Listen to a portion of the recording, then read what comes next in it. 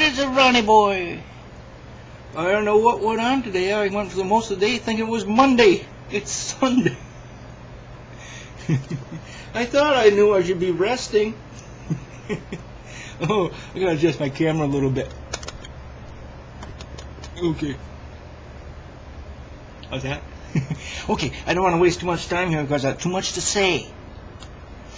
You know, I had a visit late last week from, remember that video I had about them kids with a Lexus stealing fuel out of my tanks here on the farm?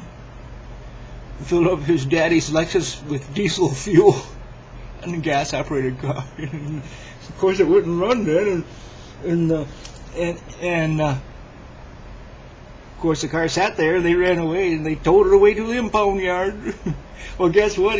His daddy stopped in to see me. Big, important guy from out of the city. Yeah. He says, you really intend in going through with these charges? I says, well, it's really not up to me. The state is going through with the charges, and yes, I will testify that of what I know about it. I'm sick and tired of getting stuff stolen from me from some young punk group of kids. He says, my kid is not a punk. Well, my overall strap is twisted. Just put him on, I'm just getting out of mind. Okay, he said, my kid is not a punk. And I says, well, that's the way I look at it, and most of the neighbors around here too. If he's seen anywhere around here, or one of your vehicles is, they might not make it out. He says, is that a threat? I said, no, it's a promise. He says, I could have just as well hid your car in the shed and not said a thing. Of course, your kid would have known where it was, wouldn't he? If you want to know information like that, you contact my team of attorneys. I said, you're trying to scare me? I says, the truth is on my side. Who do you think a jury is going to believe? He says, well, I got influence around town here. Well, let's see how it works then. If you're really going through with pressing charges, you see. Well, yeah, I'm all for it. He says, well, you know, it's a known thing. You can feel a lot better about yourself if you learn how to forgive and forget. Socrates said that. I said, yabba dabba doo. Fred Flintstone said that.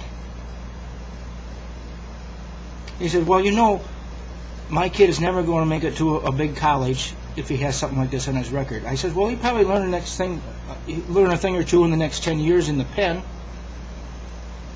I says, we're going for to try him as an adult. And then he will get at least that much. At least if we can prove all the other stuff he stole.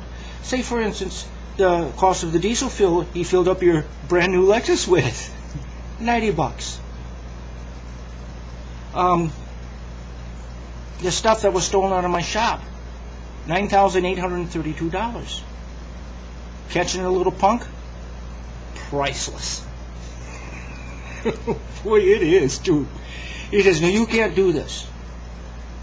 And I says, well, it's going to happen. He says, well, even if you take him to court, it's going to ruin his record. I says, he should have thought of that before he did this. He says, you know, I have no evidence he stole anything else from you before. I said, we will. We got fingerprints and everything. And I'm sure he's been printed by now. He says, this isn't funny. It wasn't funny when he was stealing from me. I says, let me tell you something else another TV actor once said. His name was Woody Woodpecker. He says, I'm done here. I says, you certainly are, because I got a restraining order that you or your vehicles or your punk kid can come within a half mile of my farm. You should be delivered today or tomorrow. There will be a deputy at your door, dangling it in front of you, like that. And you can't go down the highway in front of my buildings. You can't go up this highway over here, and you can't go up the interstate. That's within a half mile of my property. And you or your vehicles or your punk kid cannot come anywhere near it. If you're caught, you will go to jail. He says, you're being an asshole. You must be one hell of a terrible guy. I says, no, generally I'm not. I'm just being fair and honest. You're a punk kid. He said, you quit calling him a punk. I said, well, he's going to have to prove himself differently to me then. If he wants to come and work it off, I'm not going to let him on my farm. You just have more opportunity to steal from me. No, he won't be able to. He's going to be in prison for the next 10 years. Oh, I tell you, I didn't gain any points with that feller. He's about my age. But he's big and important. I throw a lot of weight around, and believe me, he does.